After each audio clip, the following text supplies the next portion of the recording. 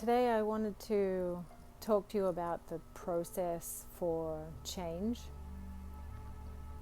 Change isn't easy because there's safety in staying the same. And there's a part of us that strives and makes an effort to keep us the same, which is why it's observable in our lives where we have periods of being stuck or not being able to get beyond the ceiling, whether it's a financial goal or a career goal or a stuckness in the relationship or personal habits and treatment of the body, lifestyle choices and things like that.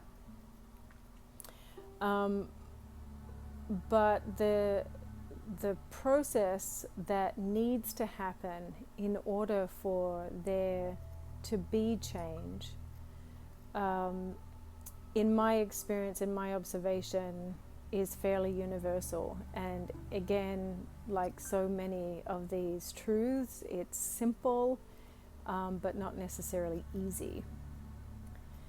And I think oftentimes it's easier to think of someone that we love or that we care about, and apply these wisdoms to them before we apply it to ourselves, because applying to ourselves we can sometimes trip over our own feet or find ourselves starting to defend or deflect or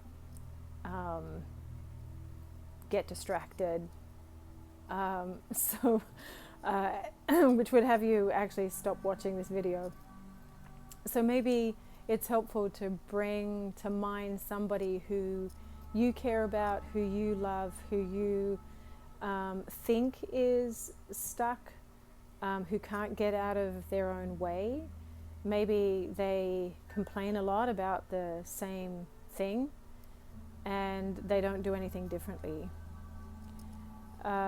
So the formula is this, and the reason why I feel it's helpful to think about someone who you love and care about while applying this formula is because you can actually set yourself up to be of service to them, to help them with where they are in their observable stage. So the first thing that needs to happen is the recognition that this hurts and that it's painful, that you're feeling sick and tired of being perhaps sick and tired of being stuck, sick and tired of repeating these patterns. So the first thing that needs to happen is the realization that this is uncomfortable, even painful, frustrating, that there is a stuckness, that there is a repetition of patterns and behaviors. So first it's the recognition, the acknowledgement, the awareness of the discomfort. The second thing that needs to happen is, so maybe the person that you're thinking about or caring about, maybe that's where you can help support them, help them to recognize or realize that it is in fact painful, that this pattern or this habit is uncomfortable. The second thing that needs to happen is the realization that this isn't working for me. There has to be the thought that this isn't working for me. This is uncomfortable, it's painful, I don't like it, I don't want it anymore, and so this is not working for me. So perhaps the person that you're thinking about can be nurtured into realizing they're at that stage, that okay, so you've acknowledged that this is uncomfortable, that it doesn't feel good, and so can we state out loud, can we affirm that this isn't working? It's not working anymore.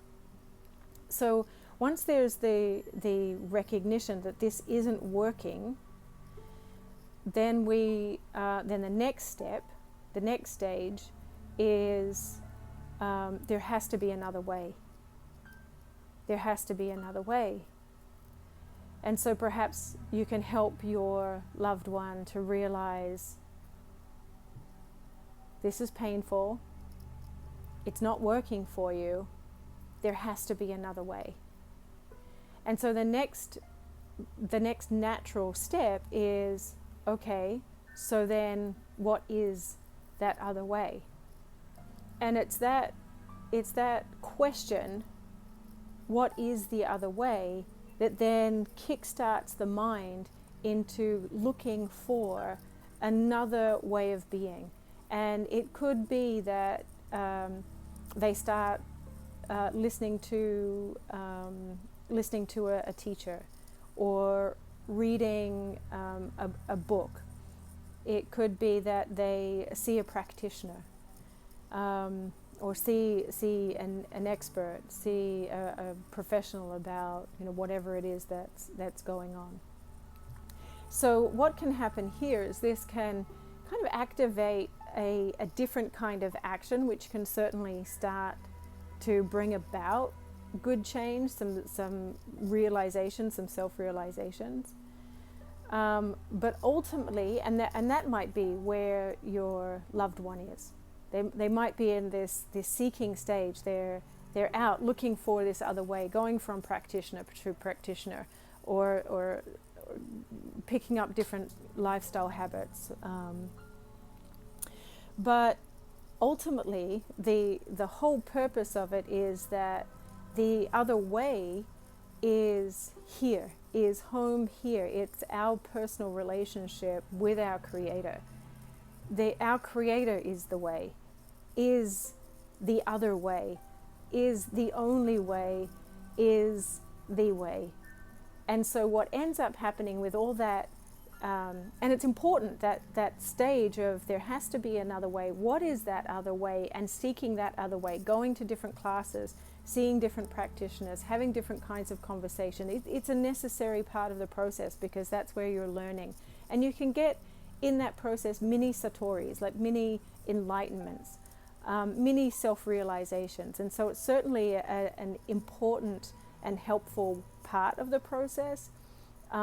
It's also a way to know that you've put in that good effort and looked outside of yourself for the answers and for the medicine and for the solution, to then arrive you home here to the stillness and to the connection of self, the connection with God. And so the medicine then becomes meditation, it becomes prayer, it becomes contemplative, it becomes a curious inner inquiry. And then what I've just laid out for you, what I've described for you, is the process of self-knowledge, of that is what the process of know thyself looks like, to go from the self-sabotage, to go from the victimhood, to go from the sick and tired, and to kind of evolve yourself through the natural course of being a human being, and evolving through human adulthood, taking responsibility. There has to be another way. What is that other way? I'm going to take action on that other way, to then come home to, now the other way is my intimate relationship, nurturing and developing and maturing my intimate relationship with my Holy Father, my divine Creator, whatever language that you apply to it. So these are my thoughts for today. So if you can hear in this something that can benefit someone that you care about, please feel free to share this video. It's not very long.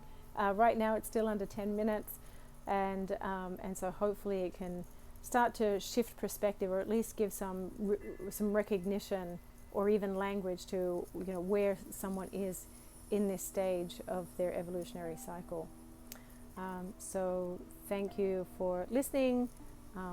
Please subscribe if you haven't already, and I'll talk again soon.